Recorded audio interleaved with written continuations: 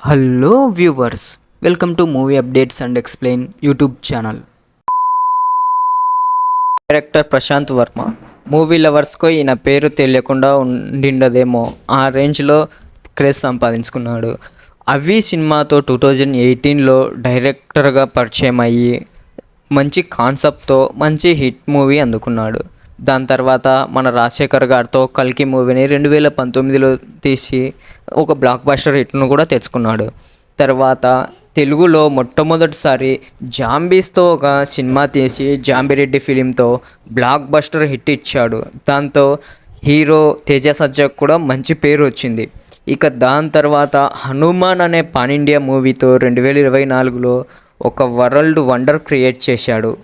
ఇక హనుమాన్ మూవీకి స్టోరీ రాసింది అలాగే డైరెక్షను రెండు ప్రశాంత్ వర్మే.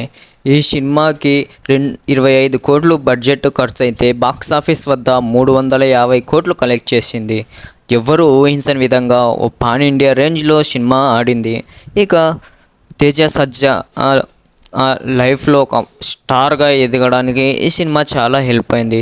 దాంతోపాటు అమృత అయ్యర్ హీరోయిన్గా, వరలక్ష్మి గారు, శరత్ కుమార్ గారు, సముద్రకని, వినయ్ రామ్, వెన్నెల కిషోర్ వీళ్ళంతా వాళ్ళ క్యారెక్టర్లు చాలా బాగా యాక్ట్ చేశారు. ఇక ఈ సినిమా ఎండింగ్ టైట్లో పార్ట్ 2 కూడా ఉంటుందని ఇక హాలీవుడ్ వాళ్ళు ఎలా అయితే ఎంసీయూని తీసుకొచ్చారో ఇక ఆ తరహాలోనే ప్రశాంత్ వర్మ సినిమాటిక్ యూనివర్స్ అంటూ తీసుకొచ్చి హనుమాన్కు సీక్వెల్స్గా ఇంటర్లిక్ సినిమాలు తీసుకొని వస్తున్నారు. వాటిలో ఒక సినిమా హనుమాన్ తర్వాత హనుమాన్ 2గా జై హనుమాన్ వస్తూ ఉంది. అది హనుమాన్కు సీక్వెల్గా రాబోతుంది. ఇక ఈ జై హనుమాన్ మూవీలో రానా దగ్గుపాటి, తేజ సజ్జా అలాగే అమృత అయ్యర్ వీళ్ళతో పాటు సముద్రకని ఉంటారు. ఇక హనుమంతునిగా రిషబ్ శెట్టి ఈ సినిమాలో నటిస్తున్నట్టు అందరికీ తెలిసిన విషయమే. ఈ సినిమాను 2026లో విడుదల చేసేందుకు ప్లాన్ చేస్తున్నారు.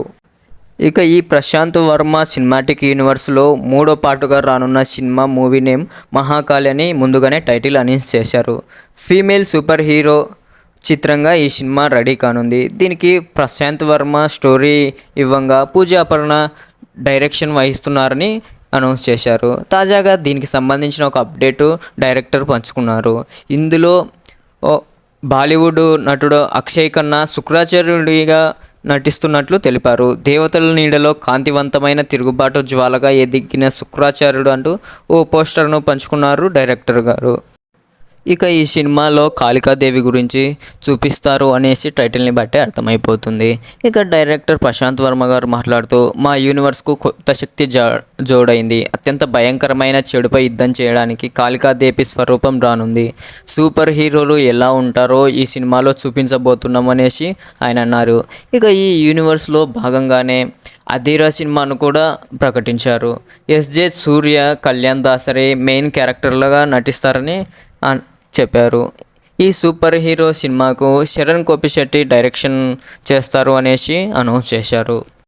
ఇక ఈ మహాకాళి సినిమా అలాగే అధీరా సినిమా రావడానికి చాలా టైమే పట్టే అవకాశం ఉంది. ఎందుకంటే జై హనుమాన్ రిలీజ్ అయిన తర్వాత కానీ ఇవి షూటింగ్ స్టార్ట్ అవ్వవు. ఇక జై హనుమాను 200 కోట్ల బడ్జెట్తో తీస్తున్నట్టు అంటున్నారు. ఇక ఈ సినిమా రిలీజ్ అయ్యాక హనుమాన్ అంత క్రేజ్తో అదేవిధంగా బ్లాక్ బస్టర్ హిట్ అవుతుంది. కలెక్షన్లు ఏ రేంజ్లో వస్తాయి సినిమా రిలీజ్ అయ్యాక చూడాలి. ఇక దానికి సీక్వెల్గా రాబోతున్న ఈ మహాకాళి, అధీరా ఏ రేంజ్లో ఉంటాయో కూడా ఈ హనుమాన్ 2తోనే అర్థమైపోతుంది.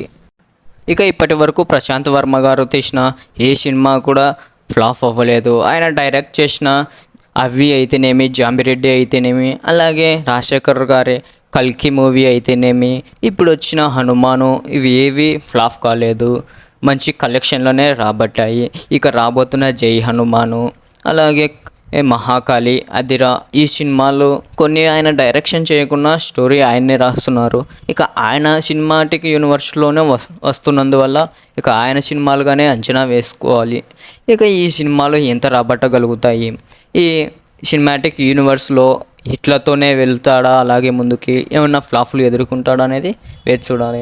ఇప్పటి వరకు ఈయన సినిమాలో ఏది ఫ్లాప్ అవ్వలేదు. దాన్ని బట్టి ఈయన ఎంత కేరింగ్గా సినిమాలు డైరెక్ట్ చేస్తూ అలాగే స్టోరీలు ఎంత బాగా రాసుకుంటున్నారో అర్థమైపోతుంది. ఇక రాబోతున్న జై హనుమాన్ మూవీస్ కోసం ఎంతమంది వెయిట్ చేస్తున్నారో కామెంట్ సెక్షన్లో కామెంట్ చేయండి. ఇలాంటి మరిన్ని వీడియోస్ కోసం మన ఛానల్ని సబ్స్క్రైబ్ చేసి ఈ వీడియోని లైక్ చేయండి. Thanks for watching this video.